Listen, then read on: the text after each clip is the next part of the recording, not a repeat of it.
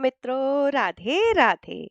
आपका आपके चैनल हरिशरणम में हार्दिक अभिनंदन है। मित्रों, आइए माघ मास महत्तम अध्याय माघ माह महत्तम अध्याय 6। हरे कृष्णा, राधे राधे। मित्रों, आइए आगे की कथा का आनंद लें।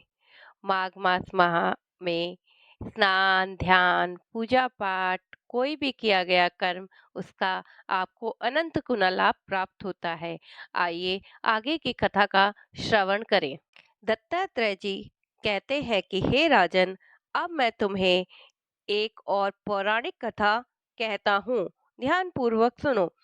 पूर्व जन्म में सतयुग के उत्तम निषेध नामक नगर में हेम कुंडल नाम का बड़ा ही धनवानी वैश्य, जो कुबेर के समान था, वो रहता था। वो बहुत कुलीन, अच्छे काम करने वाला, देवता, अग्नि और ब्राह्मण की पूजा करने वाला, खेती का काम करता था। वह घोड़े, गौ, भैंस आदि का पालन करता था। दूध, दही, छाछ, गोबर, घास, गुड़, चीनी आदि अनेक वस्तुओं को बेचता था, जिससे उसने बहुत सारा धन इकट्ठा कर लिया था। जब वह बूढ़ा हो गया तो मृत्यु को निकट समझकर उसने धर्म के कार्य करने प्रारंभ कर दिए। भगवान विष्णु के मंदिर बनवाया, कुआं, तालाब, बावड़ी, आम, पीपल आदि के वृक्ष के तथा सुंदर बाग बगीचे लगवाए। सूर्योदय से सूर्यास्त तक वह दान करता। गांव के चारों तरफ जल के पुआल लगाए। उसने सारे जन्म भर जितने भी पाप किए थे, उनका महापुण्य कर्म करके प्रायश्चित करने लगा। उसके दो पुत्र उत्पन्न हुए, जिनका नाम उसने कुंडल और विकुंडल रखा। जब दोनों लड़के युवा अवस्था के हुए तो हेम कुंडल गृहस्थी का सारा कार्य उन दोनों को सौंपकर तपस्या के निमित्त वन में चला गया और वहां विष्णु जी की आराधना करके शरीर को सुखाकर अंत में विष्णु लोक को प्राप्त हुआ। उसके दोनों पुत्रों को धन वैभव का मद था, जिससे वह दोनों बुरे कर्मों में लग गए। वैश्यागामी बन गए। वीणा और बजाने बाजे लेकर वैश्याओं के साथ गाते फिरते थे। अच्छे सुंदर वस्त्र पहनकर, सुगंधित तेल आदि लगाकर, भांड और चापलूसी करने वाले लोगों से घिरे हुए हाथी की सवारी और सुंदर घरों में रहते थे। इस प्रकार वे धन को बुरे कर्मों में नष्ट करते थे। कभी किसी सत पात्र को दान नहीं दिया करते थे, ना ही कि कभी हवन, देवता या ब्रह्मा जी की सेवा तथा विष्णु की पूजा ही करते थे। थोड़े दिनों में उनका सब धन नष्ट हो गया और वह दारिद्रता को प्राप्त होकर बहुत दुखी हो गए।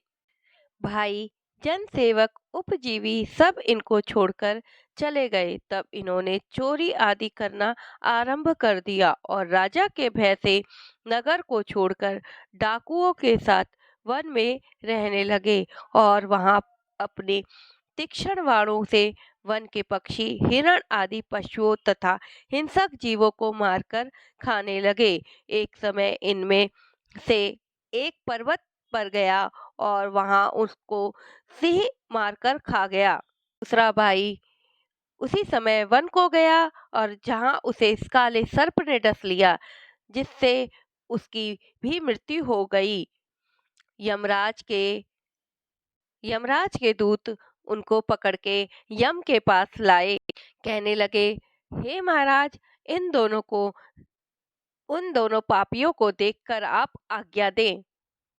चित्रगुप्त ने उन दोनों के कर्मों की आलोचना करके दूतों से कहा कि बड़े भाई कुंडल को घोर नरक में डालो और दूसरे भाई विकुंडल को स्वर्ग में ले जाओ, जहाँ उत्तम भोग है।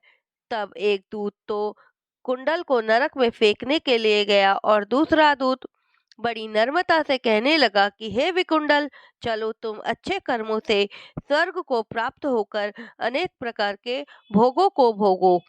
ये सुनकर विकुंडल बड़े विस्मय के साथ मन में संशय धरकर दूत के दूत से कहने लगा कि हे यमदूत, मेरे मन में बड़ी भारी शंका उत्पन्न हो गई।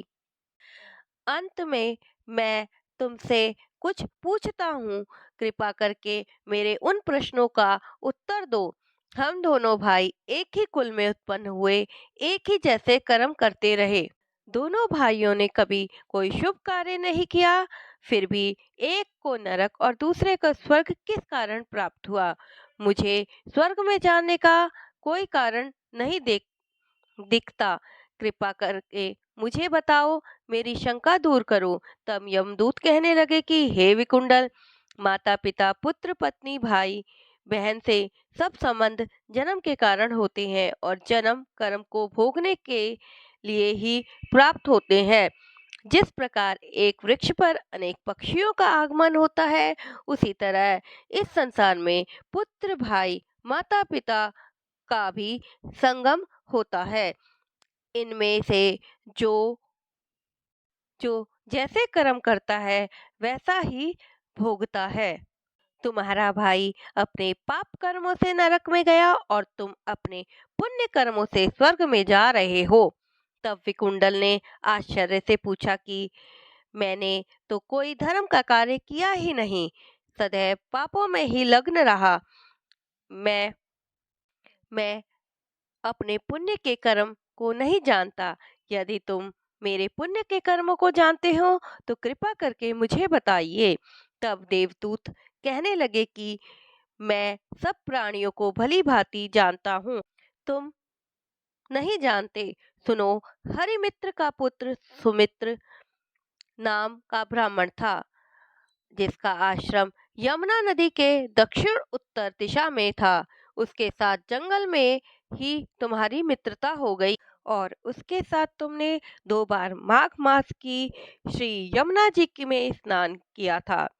पहली बार स्नान करने से तुम्हें तुम्हारे सारे पाप नष्ट हो गए और दूसरी बार स्नान करने से तुमको स्वर्ग प्राप्त हुआ।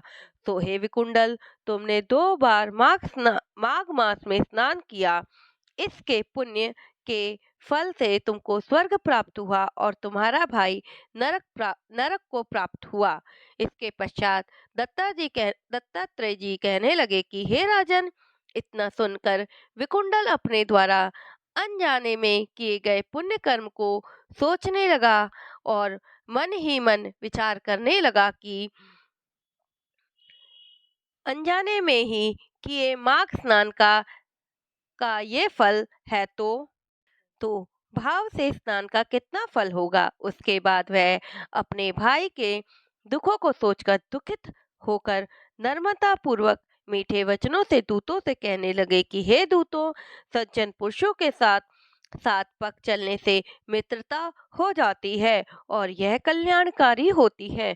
मित्र प्रेम की चिंता ना करते हुए तुम मुझको इतना बताने की कृपा करो कि कौन से कर्म से मनुष्य यमलोक को प्राप्त नहीं होता, क्योंकि तुम सब जानने वाले हो।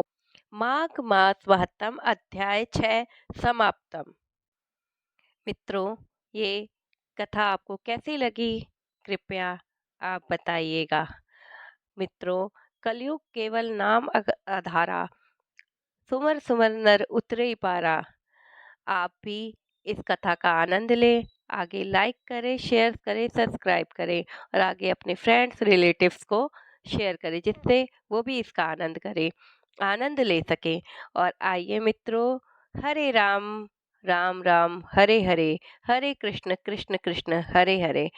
जय श्री कृष्णा मित्रों, राधे राधे।